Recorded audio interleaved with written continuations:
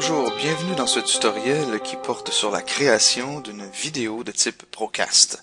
Cette vidéo vous est présentée en tant que complément à l'atelier que vous avez suivi au rendez-vous de la FAEP de l'édition 2013. Le Procast est en fait un terme peu connu qui a été associé à une vidéo qui est réalisée avec des intentions presque professionnelles. Une personne qui a un souci de perfectionnisme ne se contentera pas seulement d'être filmée et de diffuser ainsi sa vidéo. Elle devra avoir la qualité d'être détaillée, de contenir beaucoup d'informations complémentaires au discours. Elle sera dynamique, rythmée, stimulante et donnera envie bien sûr à l'auditeur de la regarder à nouveau car elle aura la qualité de contenir toute l'information requise pour arriver à une fin. En fait, le temps requis à sa réalisation se calculera en heures. Ce type de vidéo passe en fait en post-production, où les espaces vides de la narration seront éliminés, où on ajoutera des animations, des sous-titres au besoin et des commentaires, des images et tout ce qui peut s'insérer dans cette vidéo.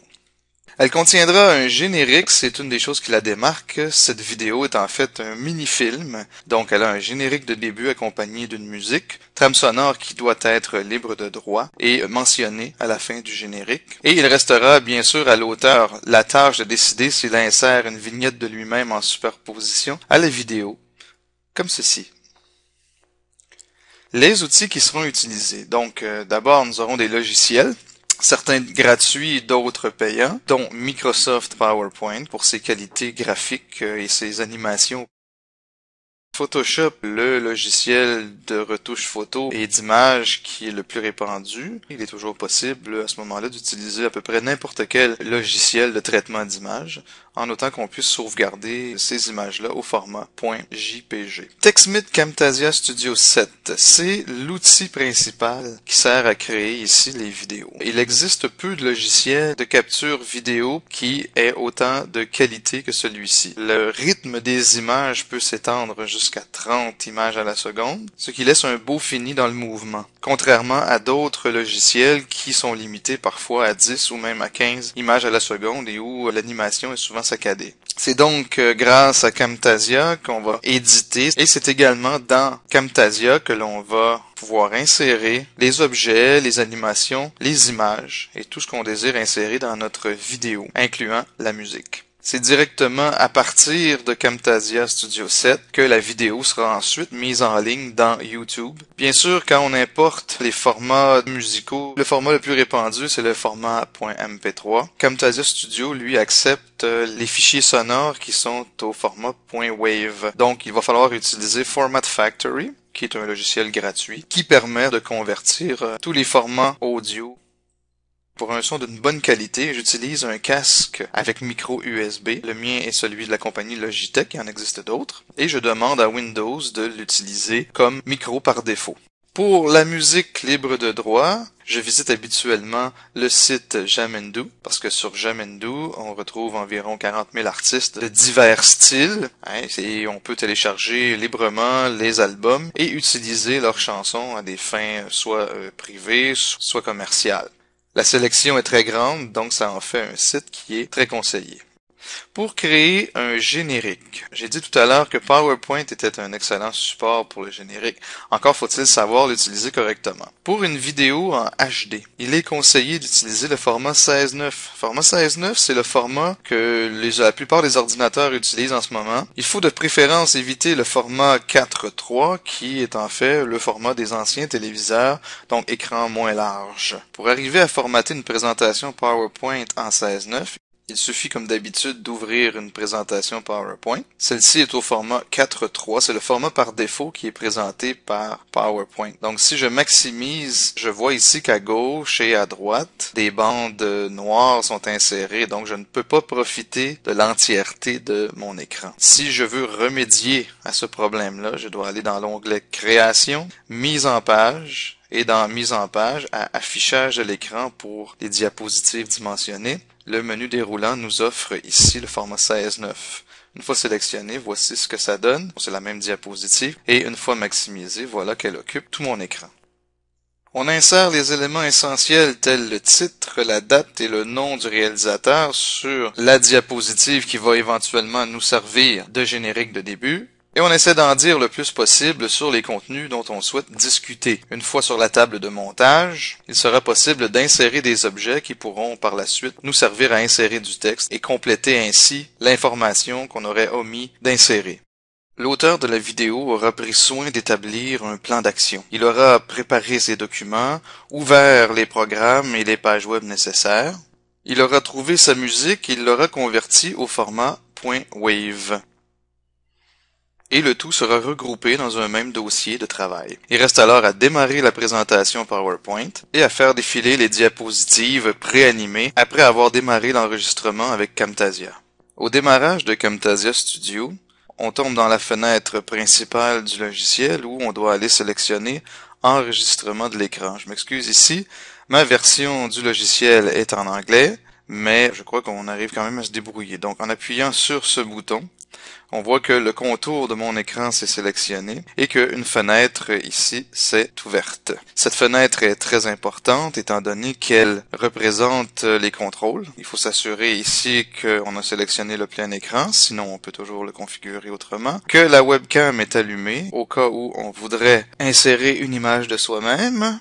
Que l'audio est activé et que le micro soit bien sélectionné. Ici, moi, j'utilise donc le casque USB et vous devez vous assurer que l'enregistrement des sons du système n'est pas activé. On voit ici le réglage de l'audio et lorsqu'on est prêt à commencer l'enregistrement, on appuie sur le gros bouton rouge qui est ici et c'est parti. Lorsque l'enregistrement de la présentation PowerPoint est terminé, le fichier a été sauvegardé avec l'extension .camrec dans le dossier de travail. Si je clique à droite sur le fichier en question et que je fais ouvrir, il ira s'insérer dans la table des documents de Camtasia Studio. Le voici. J'ai également le fichier sonore .wave que j'ai envie d'importer. Donc je fais fichier ici, importation de médias, et je retrouve le fichier .wave qu'on a converti plus tôt. Et il s'insère également ici. Et je veux maintenant glisser la vidéo de la présentation directement sur la table de montage. En relâchant la souris, Camtasia me demande quel format j'aimerais avoir pour mon image. Alors moi je choisis YouTube HD pour diffusion en ligne en haute définition. Je conserve le ratio et je dis OK. Alors voilà, on est prêt à commencer. Je vois ici sur ma table de travail, je peux redimensionner ma vidéo si je le veux de cette façon-là. Je vois que le tout est très condensé ici, je peux donc agrandir la séquence pour pouvoir travailler entre les vibrations de la voix, parce qu'il y a des éléments que je vais vouloir éliminer. En commençant, tout ceci est un grand silence. Donc, si je promène la tête du lecteur, je me rends compte que ma présentation commence à peu près à cet endroit-ci. Ce que je vais faire, c'est couper à cet endroit-là. Je positionne la tête et on fait une tranche. Je sélectionne les éléments que je veux éliminer et je fais supprimer. Pour ce qui est de la séquence PIP, je dois les déplacer au début.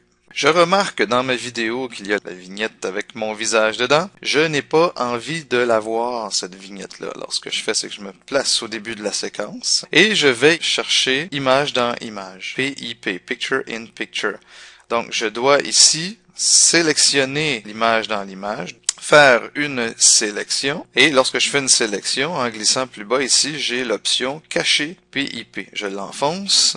Et ici, je dois cocher atténuer PIP, ici fade PIP. Et avec la barre ici, je peux réduire l'opacité de l'image. On voit qu'elle disparaît à mesure que je glisse la barre ici dans l'image. Alors, moi je la mets à 0 parce que je n'aime pas me voir dans une vidéo. Lorsque c'est fait, je reviens au clip et si je démarre la présentation, je laisse un vide, je m'assure de laisser un vide au début pour pouvoir insérer la musique du générique. Et en attendant, je vais écouter mon enregistrement. Donc ici, c'est ma voix qui apparaît un peu plus bas. Ce que je vais faire, c'est suivre la tête de lecture et regarder ce qui se passe sur la ligne. Lorsqu'on voit cette vague ici qui est étirée, c'est souvent un soupir, une inspiration. Alors je vais écouter. Et voilà, j'ai un premier soupir ici que je pourrais éliminer. En fait, c'est une inspiration. Donc, ce que je fais, c'est que je me place au début de l'endroit où commence l'inspiration et je fais une coupure. Je place la tête ensuite à la fin de cet endroit-là, ici, donc après cette petite vague ici, et je peux par la suite éliminer les morceaux et replacer la bande audio. Donc si je réécoute, cette fois, le soupir est parti. Présentation qui se veut en fait un prétexte à l'utilisation. Ça fait un discours beaucoup plus fluide. J'édite comme ça jusqu'à ce que j'obtienne un discours qui me plaise. À ce point-ci de la présentation, je suis passé en mode audio et j'ai éliminé le volume pour la suite parce que je veux me concentrer maintenant sur l'insertion vidéo et pour le bien de ce tutoriel, je n'ai pas besoin de l'audio. Donc je me positionne quelque part et mon envie est d'insérer ici ce qu'on appelle en anglais les call-outs. C'est en fait en français une mauvaise traduction, ça s'appelle des légendes, mais en fait il s'agit d'animations et d'effets particuliers qu'on peut insérer. Je mentionne ici que l'animal s'appelle le shark. Bien, pour le mettre bien en évidence, je peux aller choisir ici ce petit élément-là qui va ici mettre en évidence selon les dimensions que je lui donne, le nom de l'animal. Ici, c'est une ligne qui s'appelle Sketch qui s'est ajoutée. Et avec cette ligne ici, je peux maintenant étudier les contrôles. Le temps que prend la forme à se dessiner, la durée de la forme, on va voir ici dans la fenêtre l'effet que ça donne. Voilà. La case très mobile, on peut la faire pivoter, l'agrandir, etc. Et c'est exactement le même principe pour tous les call-outs. J'aurais pu en faire une forme, et dans cette forme, je peux inscrire un texte comme ceci. J'ai la taille désirée, et ensuite faire ce qu'on veut. On peut aller changer la couleur des contours, ajouter des effets d'ombrage, des styles. Celui-là, ça donne un bel effet. Voici, important à retenir, etc.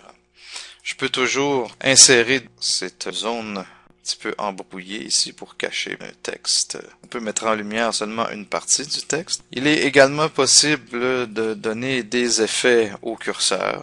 Les transitions, alors je peux choisir l'échiquier, l'insérer ici. Je peux maintenant visionner l'effet. Voilà. Il est également possible d'insérer un zoom. Ça, c'est un effet qui est très particulier où on ajoute ici une clé.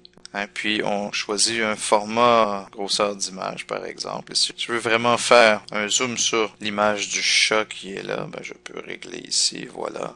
Dans la vidéo ici, je vais plus loin un petit peu et je replace le tout dans sa dimension d'origine. Alors, si je passe la séquence, ça nous donne un effet assez intéressant. Lorsque on a terminé notre montage, on insère tout simplement la musique au tout début de la séquence. On peut passer à audio, essayer de diminuer le volume. Je vais insérer un point audio. On voit apparaître le point ici sur la ligne. Je vais bouger un peu plus près du début ici, insérer un autre point et diminuer tout le reste de la séquence comme ça.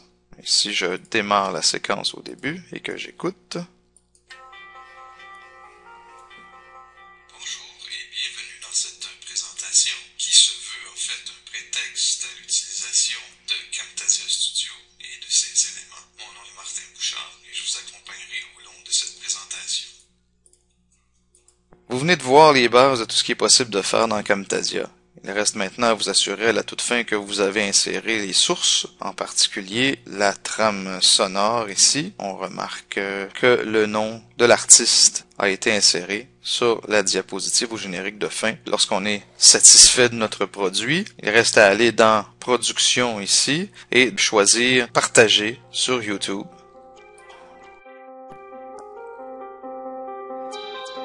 Voilà donc ce qui met fin à cette vidéo sur la création d'un tutoriel de type Procast.